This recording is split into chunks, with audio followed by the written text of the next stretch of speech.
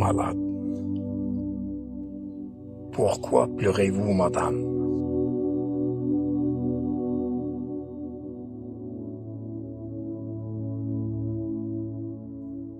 Karim m'avait beaucoup parlé, lors de nos discussions en privé, de sa façon de se débrouiller dans la vie, afin de faire vivre sa femme et son enfant de 3 ans ou presque.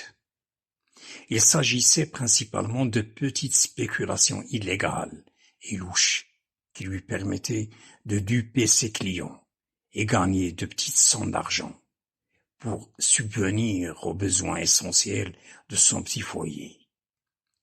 Il me confia qu'une fois, il avait pu se procurer des centaines de cartes de rechargement téléphonique, résultant probablement d'un vol commis dans une agence commerciale. Ces tickets grattables étaient périmés ou bloqués. Lui-même l'ignorait. Tout ce qu'il savait, c'était qu'ils étaient inutilisables. Il les achetait à un prix dérisoire et les revendre dans les souks de la ville à un prix alléchant, inférieur à son prix d'origine, celui qui laissait une marge intéressante de profit. Il avait recruté 2 gardes de sécurité pour le protéger contre celui qui s'était rendu compte de l'arnaque et réclamait son argent. Il lui répondait: « Que voulez-vous que j'y fasse? Allez protester contre le responsable des télécommunications. Je ne suis pas responsable si cette carte ne marche pas. » S'il insistait, c'étaient les 2 gardes qui le faisaient dissuader.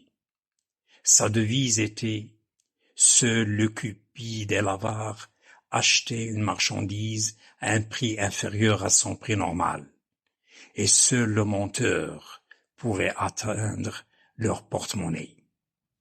À chaque fois, il lui fallait trouver une escroquerie différente pour éviter d'être reconnu et dénoncé. Cette fois, il acheta à très bas prix des tuniques Gandora, qui sont longues, sans manches ni capuchon.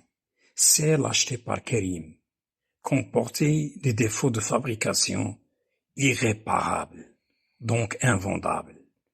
Il se débrouilla à trouver des boîtes d'emballage en carton pour chemises et se mettait à plier soigneusement chaque Gandora de façon à cacher le défaut, la mettre dans une boîte bien fixée à l'aide d'épingles pour donner l'illusion d'une jolie Gandora neuve, puis la vendre à moitié prix.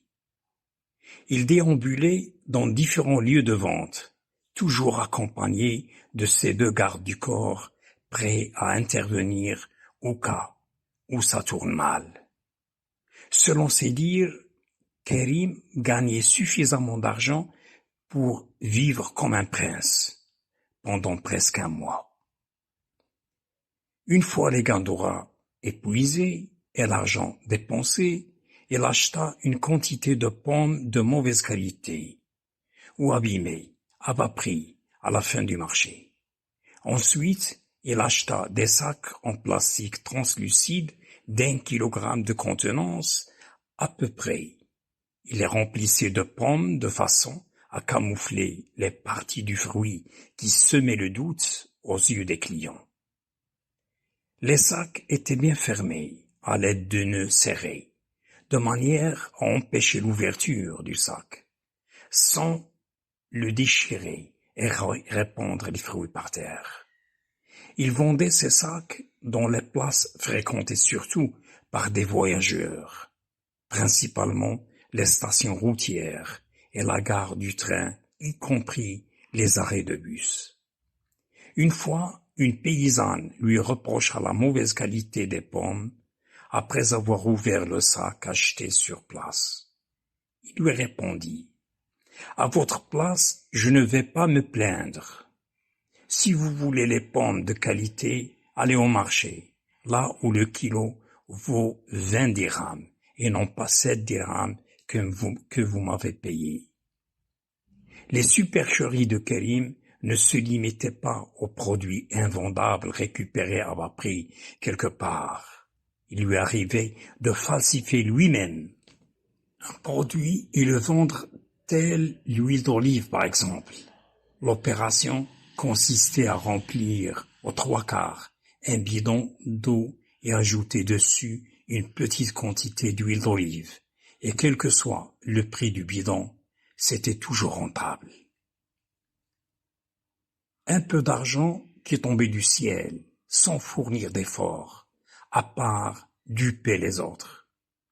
Il me raconta qu'une fois, l'un de ses voisins, qui lui avait acheté un bidon de 5 litres d'huile d'olive truquée, et qui s'était rendu compte de la tromperie, était venu chez lui réclamer son argent.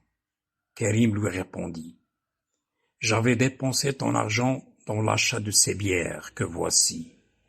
Si tu veux boire un coup ensemble, c'est avec plaisir. Sinon, je n'ai rien à te rembourser. » Le voisin s'était retiré sans dire un mot.